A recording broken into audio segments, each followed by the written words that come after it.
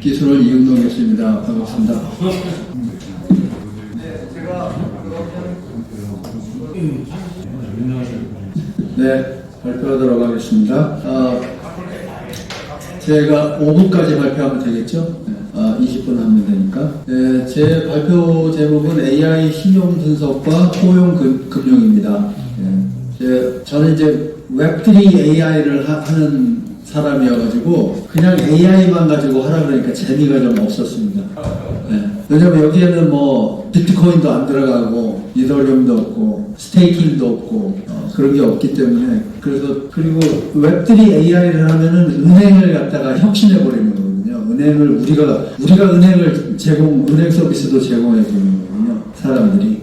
그래서 바꾸고 싶었는데 일단은 뱅킹 5.0이 이제 주제이기 때문에 따랐습니다. 뱅킹 5.0을 간단하게 봤더니 이거 뭐냐면 은행이 고객 데이터를 뭐 SNS에서도 긁어오고 우리 온라인 활동을 다 보고 있다가 더 많은 사람들을 고객으로 확보를 해서 거기에서 이제 대출 내주고 거기서 수익을 만들어내는 그런 거더라고요. 그래서 현재 있는 은행들이 좀 더 많은 고객을 확보하는 것이 이제 그리고 그런 가운데서 또 보다 많은 사람들이 은행 서비스를 얻게 되는 게 이제 핵심이더라고요.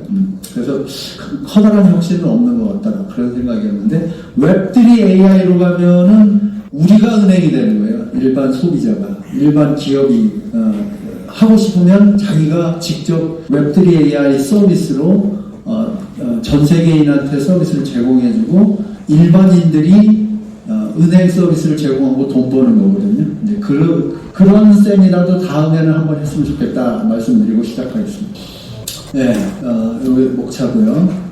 라지 랭귀지 모델을 잠깐 설명드리고 말씀드리도록 하겠습니다. 그래서 라지 랭귀지 모델은 우리가 이제 현재 쓰고 있는데 GPT로 시작을 했죠. GPT가 이제 오픈 AI에서 GPT 서비스를 시작한 이래로 이제 우리가 AI의 놀라운 발전을 몸소 체험하게 되었죠. 그랬는데 그런 AI GPT라는 AI가 이제는 오픈 소스로 우리한테 이제 제공되고 있습니다. 그래서 그 중에 하나가 이제 메타라는 것이고, 메타는 이제 페이스북을 만든 저커버그가 만든 것이고, 이것을 보면 세 가지가 오픈 소스인데요. 하나는 소스 코드가 오픈 소스고, 그 다음에 그 오픈 소스 모델을 학습하는 데 들어가는 데이터가 또 오픈되어 있어요.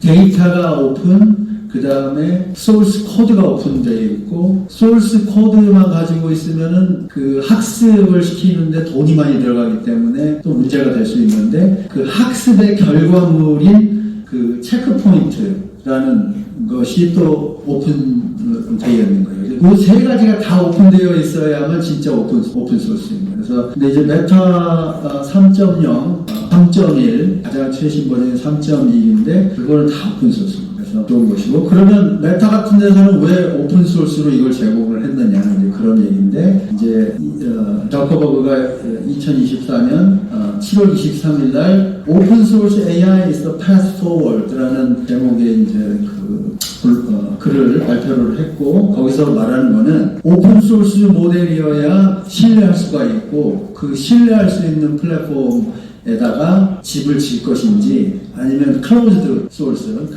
즉 오픈 AI사가 제공하는 AI 서비스 거기다가 나의 미래의 집을 지을 것인지 결정하라는 거예요. 그랬는데 오픈 소스에다가 하면은 룰을 바꾸기가 쉽지 않고, 클로즈드 소스는 그 클로즈드 소스를 제공하는 회사가 룰을 언제든지 바꾸고 싶으면 바꿀 수가 있잖아요. 그렇기 때문에 오픈 소스로 가는 게 안정적이다라는 얘기인 것이고, 그렇다 그러면 먼저 오픈 소스로 치고 들어가서 밑바닥 레이어를 깔아놓고 그 위에 사람들이 집을 짓도록 하고, 고속도로를 깔고 고속도로 주변에 음식점 만들고 주유소 만들고 하면은 못 바꾼다. 그렇게 되면 first mover advantage를 가져간다. 그 먼저 깔은 사람이 왕이다. 이제 그런 얘기를 하는 게 여기 보시면 이제 나옵니다. 그런 내용이. 그렇기 때문에 메타에도 도움이 된다. 장기적으로 봤을 때는 그런 얘기입니다. 그래서 이제 그 오픈 AI에서 제공하는 GPT 4.0이 가장 최신 버전이라고 볼 수 있는데 라마 3.21 같은 거는 GPT 4.0에 이제 버금가는 성능을 갖게 되는 건데 그거를 이제 오픈 소스로 제공해줬다. 그런데 이제 그 오픈 소스라는 거를 한번 들여다보면 크게 두 가지 파일이라고 생각하면 되는데 하나는 소스 코드, 하나는 데이터예요. 그래서 소스 코드하고 데이터만 있으면 그냥 끝난다. 근데 그 데이터가 우리가 이제 그 공학자들이 봤을 때는 그 데이터는 뭐냐면 매개 변수 데이터. 그래서 그 웨이트 매트릭스 겁니다. 그렇게 됐고 이제 이 모델 크기는 스몰 버전이 있고 스몰 그러니까 모델 라마 모델이 이런 모델 크기가 있어요. 런치 데이시 있고 모델 크기가 있는데 7 빌리언 파라미터. 그러니까 매개 변수가 70억 개라는 거고 130억 개짜리 700억 개짜리 그 다음에 제일 큰 거는 4050억 개짜리. 이건 초고대 모델. 초고대 모델은 이제 클러스터에서 돌려야 되고 라지 모델은 서버에서 돌리면 되고 서버는 한 5억 정도 그냥 합니다 지금. 싼 거는 한 1억짜리도 있고 그 다음에 미디움 버전은 PC에서도 돌아가고 그 다음에 스몰 버전은 이제 스마트폰에서도 돌아가게 되고 이제 퀀타이제이션을 하면 더 빨리 돌릴 수 있고 그러게. 그래서 이제 그 LLM 라지 랭귀지 모델이라는 것을 이제 보면은 크게 보면은 이 그림 하나로 설명하려고 하는 건데요. 문장이 들어오면 이 문장이라는 거는 그 단어와 단어 사이의 관계에 의해서 다음 단어가 결정되는 거잖아요. 그래서 요 맨 뒤에 단어를 이제 마스크 가려놓은 다음에 이제 그 단어가 뭐가 돼야 알맞겠느냐 이제 그걸 묻는 질문을 하는 거죠. 그래서 이 트랜스포머라는 그 논문이 2017년에 발표됐는데 그거를 간단하게 말하면 요 마지막 단어가 뭐가 되는 것이 확률이 제일 높은 거냐 그거를 이제 계산해내는 계산기라고 보시면 됩니다. 계산기입니다. 계산기. 그래서 이제 여기는 제가 잘 안 보여서 그러는데 여기서 여기 보면 The cleverest thinker of all time was 그 다음에 이제 mask에서 질문이 들어가는 거죠. 그러면 아인슈타인이냐 더가 나와야 되는 게 맞는 거냐 그러면 세상에서 제일 영리한 띵커는 누구냐 그랬을 때 아인슈타인이 가장 높은 확률로 나와야 되는데 더라는 것이 이 모델에서는 튀어나왔어요. 그게 제일 높은 확률로 된 거예요. 그러면 그건 아직 학습이 잘 안 된 상태에서는 이제 그렇게 되는 거고 그러면 나는 데이터를 갖고 있으니까 그 데이터를 이제 열어가지고 봤더니 그게 아인슈타인이다 그러면 생성된 답과 정답을 모아서 그걸 가지고 재학습을 시키면 백프로퍼게이션이라는 걸 시키면 이제 요 웨이트 매트릭스, 요 매개 변수 매트릭스가 변화하면서 그 다음번에는 이제 정답이 확률이 더 높게 나오는 식으로 이제 학습이 되는 겁니다. 그래서 두 가지만 기억하시면 되는데 트랜스포머라는 거는 이 단어 하나를 다 벡터화를 한다. 벡터화를 하고 고차원 벡터인데 이건 현재는 차원이 한 1000차원 정도 되는 벡터예요. 그래서 이제 지금 신형평가 얘기하는 거잖아요. 신형평가 하는데 한 10차원으로 이전에는 벡터로 표현을 했다. 그래서 신용 이력, 그 다음에 내가 소득 그런 걸 해서 하나의 차원식으로 해서 한 10가지를 물어봤다 그러면 이제는 SNS 데이터도 넣고 해가지고 차원수를 쭉 늘리면 보다 이제 고품질의 신용평가 데이터를 얻을 수가 있게 되는 것이고 그리고 그걸 또 설명할 수 있게 할 수도 있습니다. 이제 그런 것이 이제 첫 번째가 이제 벡터화를 해서 벡터화를 하고 난 다음에는 벡터와 벡터 사이에 그 거리를 잴 수가 있고 그 거리라는 거는 이제 얼마나 이제 이 둘 간의 관계성이 높은가. 거리가 멀면 관계성이 적은 거고 거리가 가까우면 관계성이 높은 건데 그런 거리 측정하는 거를 엄청나게 빨리 할 수가 있게 된다. 벡터로 바꿔 놓으면. 그래서 그걸 벡터 임베딩이라고 합니다. 그러면 우리가 가지고 있는 데이터를 벡터화를 해서 임베딩을 해놓으면 나중에는 관계성을 금방 찾아낼 수 있게 된다라는 겁니다. 그리고 그런 벡터와 벡터 간의 거리를 잘 찾는 거를 GPU가 있으면 엄청나게 빨리 할 수가 있다. 그게 이제 키 포인트고 현재 저것이 잘 작동한다는 거는 우리가 알고 있죠. 그런데 얘는 다음 단어를 그냥 높은 확률로 생성하는 것이잖아요. 그런데 그 높은 확률이라는 게 제일 높은 확률이 15%야. 그러니까는 확률이 0.15야. 그런데 0.15라 그러면 그게 틀릴 확률도 0.85, 즉 85% 확률로 틀릴 수도 있잖아요. 그게 제일 높은 확률이니까 뱉었을 그걸로 이제 단어를 생성한 건데 틀릴 가능성도 있는 거잖아요. 근데 또 이제 어떤 컨텍스트에서는 그 확률이 95%야. 그럼 5%의 확률로 틀리고 95%의 확률로 맞을 수가 있는 거죠. 그렇기 때문에 이 생성형 AI가 뱉은 답은 15%의 확률로 맞아서 제일 높은 확률이어서 뱉을 수도 있는 거예요. 그렇기 때문에 틀릴 수도 있는 거예요. 그래서 틀릴 수도 있다는 거를 감안을 해서 이제 우리가 사용을 해야 되는 거고요. 그게 이제 우리가 소위 말하는 생성형 AI의 아웃풋은 그냥 아티팩트다. 내가 학습시킨 거의 결과물인 것 뿐인데 그건 확률로 뱉은 답이기 때문에 틀릴 수도 있다는 거죠. 그래서 현재 우리가 쓰는 거는 이제 Retrieval Augmented Generation이라고 해서 그 뱉은 답이 사실인지 아닌지 재확인, 재차 확인 한 5번 정도 확인해서 뱉게 하면 그러면 거의 그라운드 트루스, 사실에 기반한 답을 뱉게 만들 수 있다라는 겁니다. 그래서 요거를 이제 감안을 해서 답을 뱉게 하면 좋죠. 그랬는데 우리가 학습을 시킬 때 그 스케일링, 파라미터의 개수를 크게 늘리면 emergent ability라고 해서 그 의도치 않게 생겨나는 능력들이 있는데 그 능력이 이제 보지 않은 데이터도 생성을 해준다. 그 다음에 몇 번 안 본 데이터도 생성해주는데 그것이 이제 클래시피케이션이 잘 된 경우에는 잘 맞더라. 그런 것이죠. 그래서 이제 우리 SAT 스코어, LSAT 스코어 이런 것들이 GPT 4.0이 굉장히 잘했죠. 그래서 스탠포드 대학생 수준의 이제 성능을 냈죠. 그래서 그렇게 하는데 어떤 학습 방법이 있는가 두 가지만 말씀드리면 첫 번째는 프리트레이닝이라는 거는 10TB 정도의 데이터를 모아가지고 학습을 시키는 거예요. 그러면 10TB, 테라가 10의 12승이거든요. 10TB 10의 12승 정도 돼요. 그러면 이거 책으로 하면 몇 권 정도 되는지 혹시 아세요? 하버드 대학의 장서가 몇 권인지 아시는 분 계세요? 하버드 대학 도서관의 장서 규모 1600만 권입니다. 근데 이 데이터 크기는 2000만 권의 300페이지짜리 책이 이 정도 되는 거예요. 10TB. 그러면 하버드 대학에 있는 모든 장서를 다 학습시키는 게 프리트레이닝. 근데 이렇게 시키려고 그러면 GPU가 10,000장 정도가 필요하고 한 달 정도 학습시켜야 되고 그 다음에 돈은 한 $2 달러 들어가는 거예요. 그게 프리트레이닝. 이렇게 해서 학습시키니까는 아는 거를 굉장히 이제 많은 세상의 데이터에 대해서 많이 알게 돼서 굉장히 똑똑한 LLM을 만들 수가 있는 거고 그 다음에 이제 파인 튜닝이라는 게 있습니다. 이거는 이제 다음 단어를 잘 생성하는 거고 파인 튜닝이라는 게 있는데 그리고 이 파인 튜닝은 뭐냐면 인스트럭션 세팅을 해주는 거예요. 인스트럭션을 이렇게 주면 체인 오브 또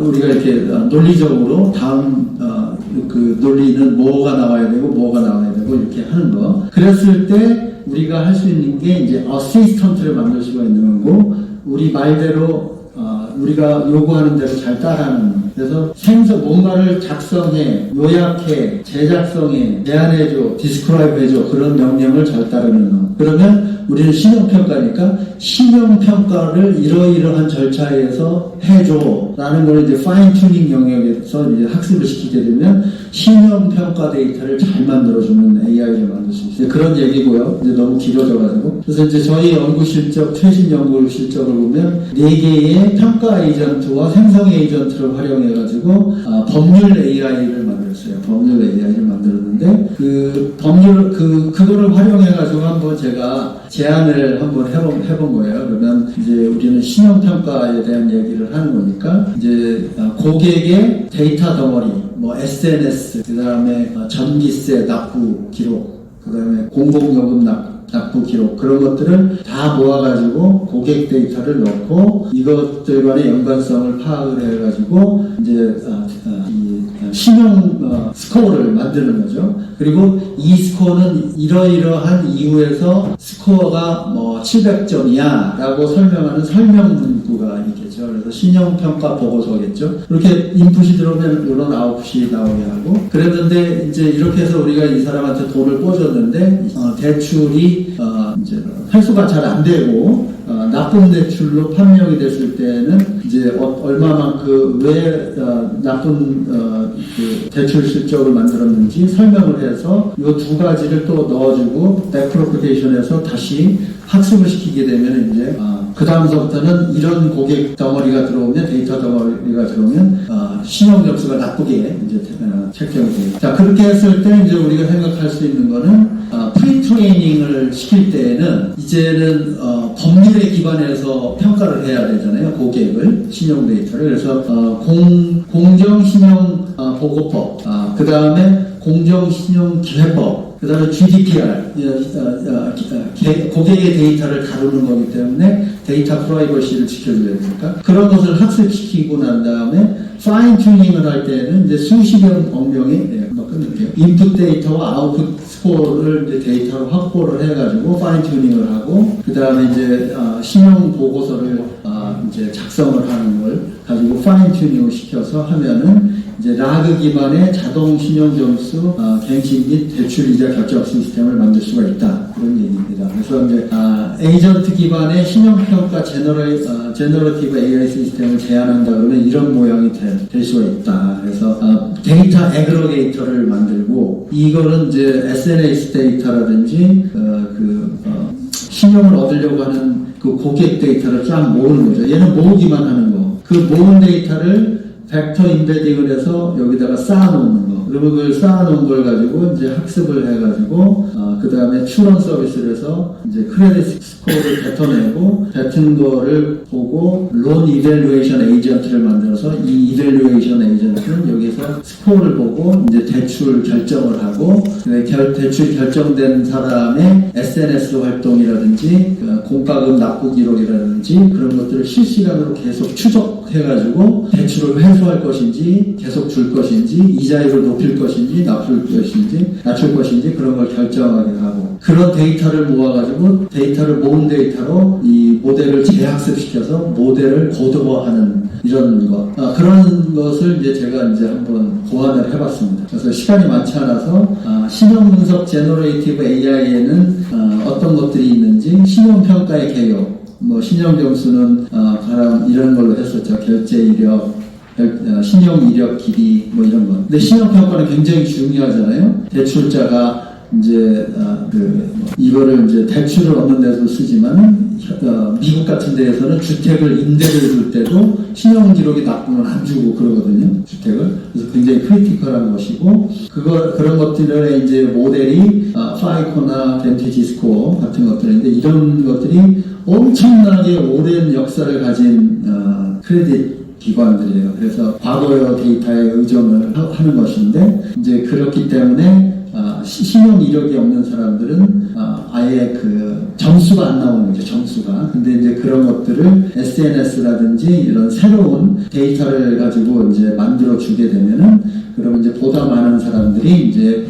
신용을 갖게 된다라는 것이고, 그리고 현재는 한 2021년 기준 성인 15명이 은행 계좌가 없는데, 이제 저런 사람들한테도 이제 신용을 부여를 해서 쓸 수 있게 대출을 활용할 수 있게 이제 된다라는 것입니다. 그리고 이제 그러면 과연 생성형 AI를 활용해서 신용을 평가하는 기업이 존재하는가 한번 찾아봤더니 이런 기업들이 나옵니다. 몽고DB, 데이트, 스노플 AI 등등 한번 보시면 될 것 같고요. 그래서 제가 예시로 들었던 것처럼 이제 대체 데이터를 가지고 신용 평가를 하는 기업들이 나왔다, 이런 얘기고, 그러면 이제 여기서 제일 중요한 거는 데이터 수집. 데이터가 나쁜 데이터가 들어오면은 뭐 편향적이고 뭐 각종 문제가 다 생기기 때문에 이제 안 좋은 것이고, 그래서 데이터를 그러면 어떻게 수집할 것인가, 그게 이제 가장 중요한 이슈가 되는 건데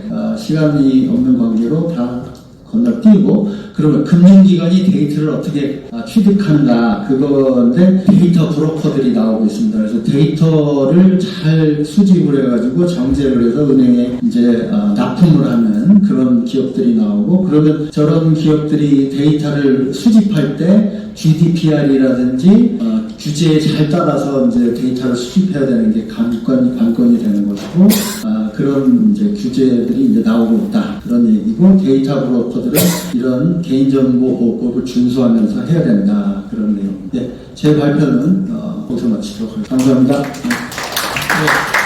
수고해주셨습니다.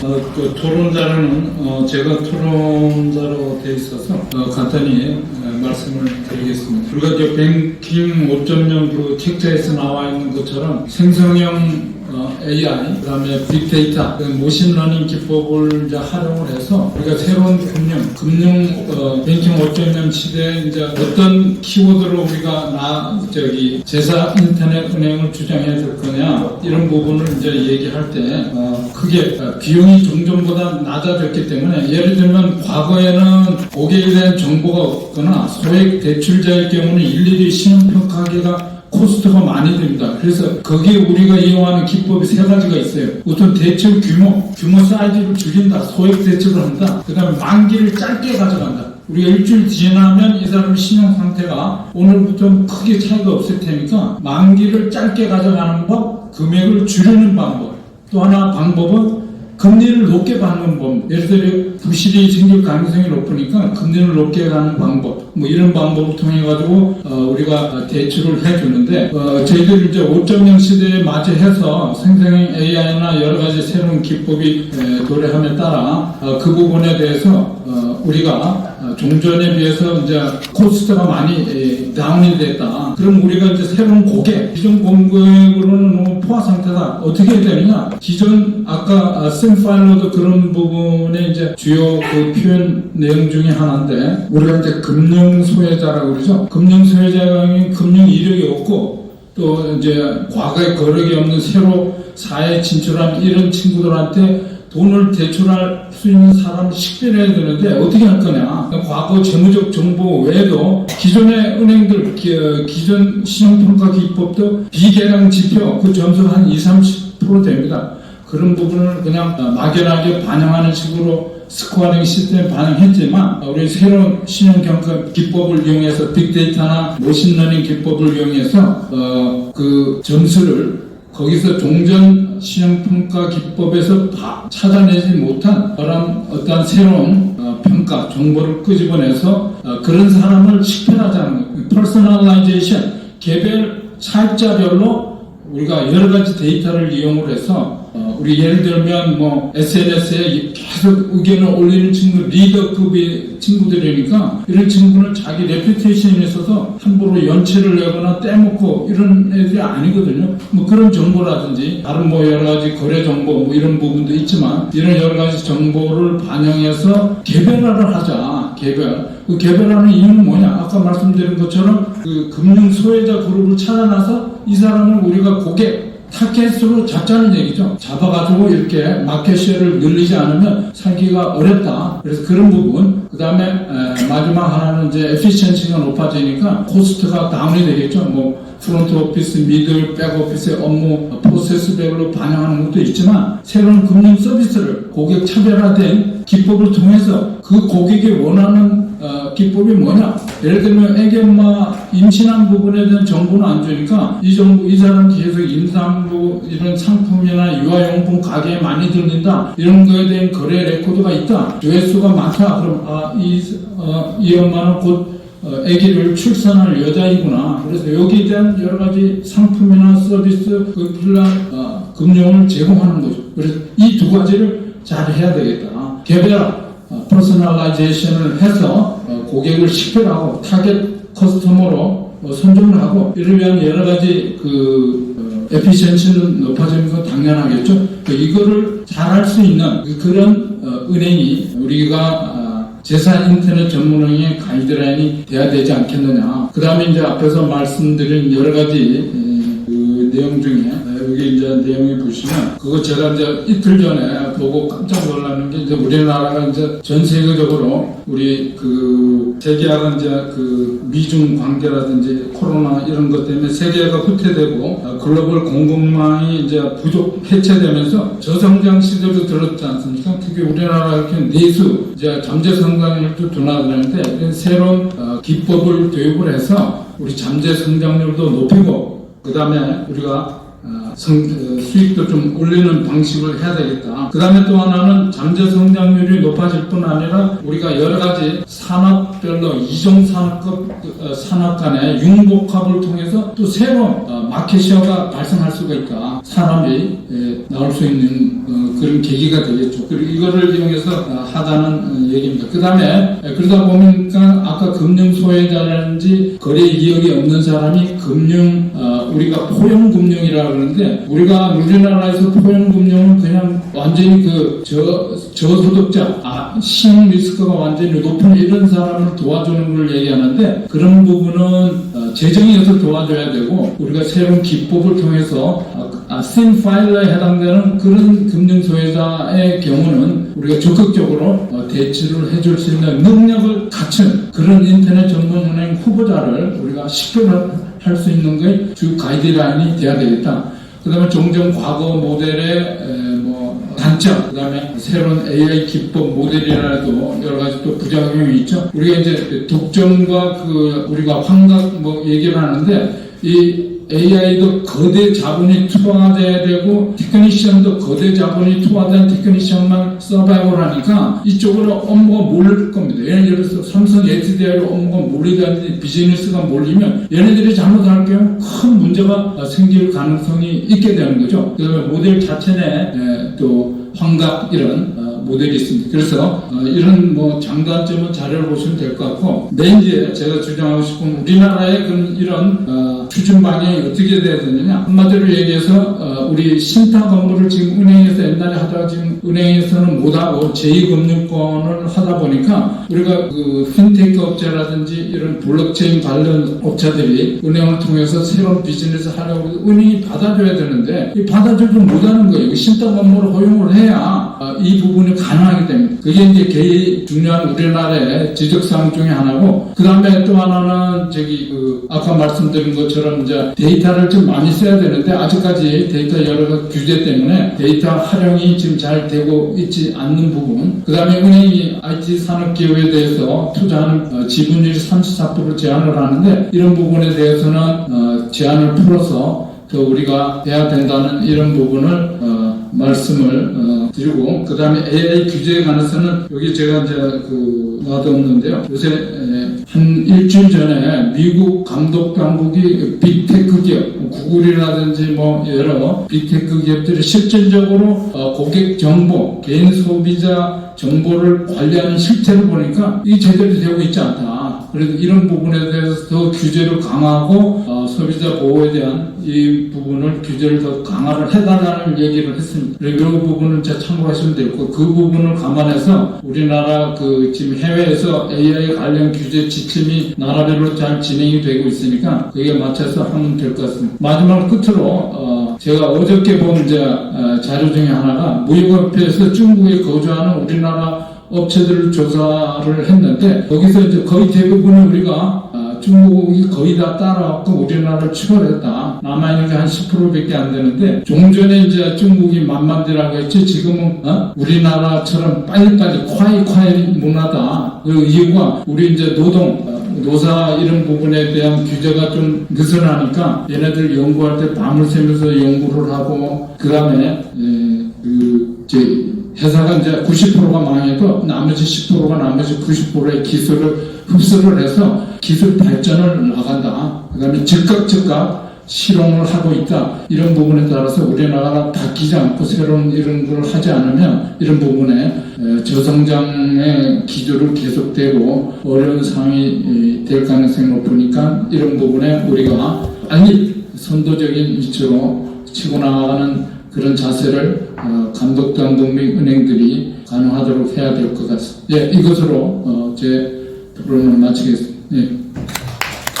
우리 그 다음은 명지대 신선희 교수가 이어서 말씀해 주시고 나가서 제가 말씀드리고자 하는 거는 앞으로 인터넷 뱅크가 요즘 그냥 기존에 있는 은행보다 앞으로 커져야 되는 수 있는 거가 왜 그러느냐면요. 앞으로는 이 손안에 핸드폰이 인터넷 컴퓨터화가 되거든요. 컴퓨터화 돼서 모든 고객이 다 활용할 수 있는, 포용할 수 있는 그거를 손안에 다 갖고 있기 때문에 인터넷 뱅킹을 할 때 그 손안에서 다 할 수 있다고 생각합니다. 어디 가서나, 외국에 가서나 어디 가서도 다 할 수 있다고 저는 앞으로 미래를 생각하고 있고요. 그리고 그거를 그 사람들이 어디를 가서나 그 데이터가 있기 때문에 그 데이터를 이용해서 AI가 그거를 차곡차곡 그 사람의 데이터를 만들어서 그거를 인해서 그 사람의 신용이나